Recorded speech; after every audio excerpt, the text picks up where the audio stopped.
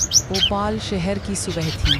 हल्की हल्की धूप और सड़क किनारे पेड़ों पर बैठी चिड़ियों की चहचहाहट माहौल को बड़ा ही सुहावना बना रही थी। रसोई में अनन्या चाय चढ़ा रही थी, तभी पीछे से उसकी सास सुनीता देवी ताना मारते हुए बोली, अरे अनन्या, तू फिर वही बेस्वाद दलिया बना रही है। कुछ अच्छा वैसा बना लेती जो पड़ोस वाली अर्चना की बहू बनाती है। कल ही तो उसने मूंग की दाल का हलवा खिलाया था अपनी सास को। अनन्या ने हल्का सा मुस्कुराते हुए कहा, मां जी, आज तो मैं नाश्ते में गर्मा गर्म पोहा बनाने का सोच रही थी। पोहा? अरे ये भी कोई खाने की चीज़ है? मैं तो कहती हूँ भगवान ने तुझे खाना बनाना सिखाया ही नहीं। काश मैं भी शहर की बहू लाई होती। यह सुनकर अनन्या चुप हो गई। दरअसल वह जबलपुर के एक छोटे से गांव से आई थी। उसे बहुत से शहरी पकवान नहीं आते थे, लेकिन उसके हाथ का बनाया पोहा और कटलेट पूरे गांव में मशहूर था।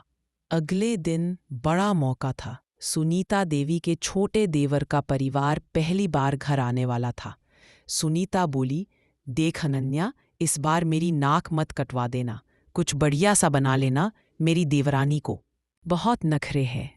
अनन्या ने निश्चय किया, आज मैं सभी को अपने हाथ का पोहा और कटलेट खिलाकर दिखाऊंगी कि असली स्वाद किसे कहते हैं।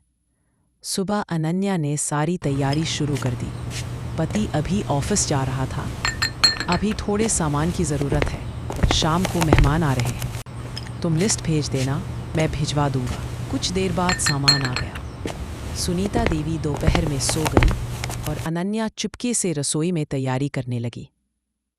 शाम होते ही रसोई में राई, करी पत्ता और नींबू की खुशबू फैल चुकी थी। अनन्या पोहे में मूंगफली और सब्जियां डालकर धीमी आंच पर भून रही थी। साथ ही कटलेट भी सिक रहे थे। तभी सुनीता देवी आ पहुंची। अरे ये सब क्या बना रही है? ये पोहा पोहा यहाँ कौन खाएगा? और ये कटलेट भी बाहर जैसे दिख रहे हैं। बाहर से तो नहीं मंगवाए? अनन्या ने कहा, नहीं मां जी, सब मैंने ही बनाया है। बचपन से मम्मी सिखाती थी। सुनीता ने मुंह बनाया, देख लेंगे। तभी गाड़ी का हॉर्न बजा। मेहमान आ गए थे। स्वाद ने सबको चौंका दिया। सब बैठे।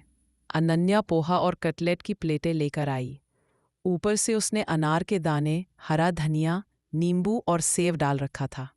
पहला कौर लेते ही माहौल बदल गया। देवर कहने लगे, वाह भाभी, ये तो होटल से भी बेहतर है। देवरानी बोली, इतना स्वाद? मैंने तो सोचा था गांव की लड़की को क्या ही आता होगा। बच्चे बोले, चाची हम कल फिर आएंगे पोहा खाने। सुनीता देवी खुद चुपचाप खाती रही और पहली बार उनके चेहरे पर गर्व देखने को मिला। लेकिन असली मुसीबत अब शुरू हुई। अब तो सुनीता देवी रोज, अनन्या पोहा बना ले, अनन्या कटलेट भी बना दे, कहने लगीं। धीरे धीरे उन्होंने अपनी सहेलियों को भी चखाने का प्लान बना लिया। अगले दिन पार्क में, अरे सुनो रमा, मेरी बहू ऐसा पोहा बनाती है कि पूछो मत। तुम सब आ जाओ आज शाम को। रमा बोली, मैं भी आऊंगी। मैं भी। सुनीता को लगा 4-5 लोग आएंगे।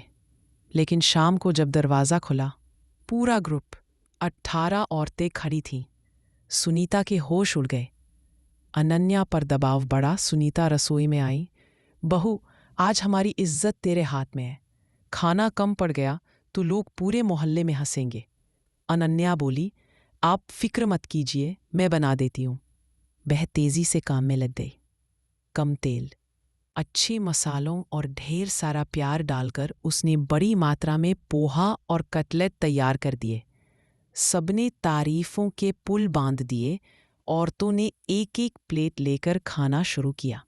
अरे वाह, बहुत बढ़िया, कितना हल्का और स्वादिष्ट है। सुनीता, तेरी बहू तो कमाल है। यह सुनकर सुनीता का सीना गर्व से चौड़ा हो गया। लेकिन जब वह रसोई में गई तो देखा अनन्या थक कर वही फर्श पर बैठी झपकी ले रही थी। सुनीता का दिल पसीज गया। उस दिन से सब बदल गया। सुनीता धीरे से बोली, बहू, इतना काम अकेले मत किया कर। आज से मैं भी तेरी मदद करूंगी और तुझे तंग भी नहीं करूंगी। अनन्या मुस्कुराई। दोनों के